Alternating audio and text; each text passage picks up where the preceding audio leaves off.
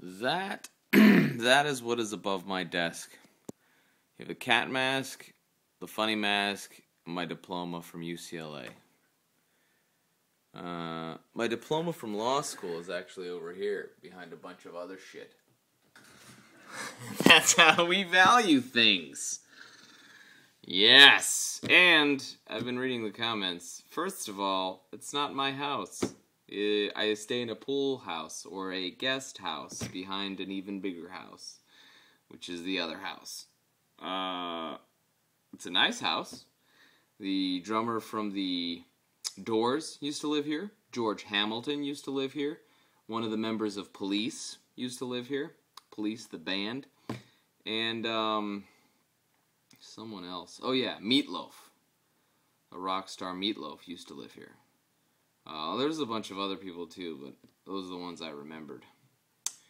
Now, the joke. This is about a story who had been happily married for years. The only friction in the marriage was the husband's habit of farting loudly every morning when he woke.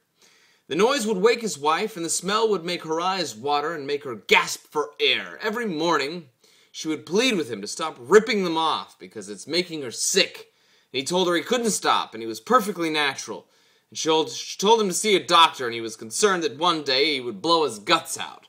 Then years went by, and he continued to rip them out. Then one Thanksgiving morning, as she was preparing the turkey for dinner, and he was upstairs asleep, she looked at the bowl where she had put the turkey innards, neck, gizzard, liver, and spare parts, and a malicious thought came to her. I wonder what she was thinking. Not really. I kind of know where it's going. But let's keep going.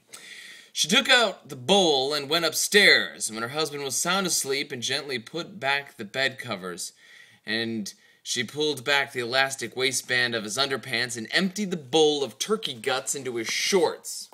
Some time later, she heard her husband awake, and with his usual trumpeting, which was followed by the blood-curdling scream and the sound of frantic footsteps as he ran from the bedroom to the bathroom. The wife could hardly control herself as she rolled on the floor, laughing, tears in her eyes, adulation. After years of torture, she reckoned she had gotten him back pretty good. About 20 minutes later, her husband came downstairs in his blood-stained underpants with a look of horror on his face. She bit her lip and asked him what was the matter, and he said, "Honey, you were right. All these years you warned me, and I didn't listen to you." "Why? What do you mean?" she said. "Well, you always told me that one day I would end up farting my guts out, and today it finally happened.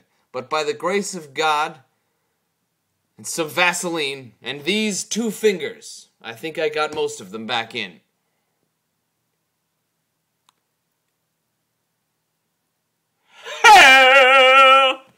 Been put the gizzards in his bum.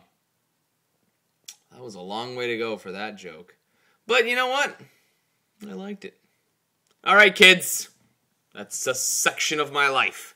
Remember, if you got a joke, ddiary09@gmail.com, and go to thegraduatereport.com and hit the old subscribe button and give me $1, because I need that dollar, yo! I just found out today that my credit union is giving all of my money to one of my debtors, the people that I owe money to. They got a writ from a court and everything. So that's gone.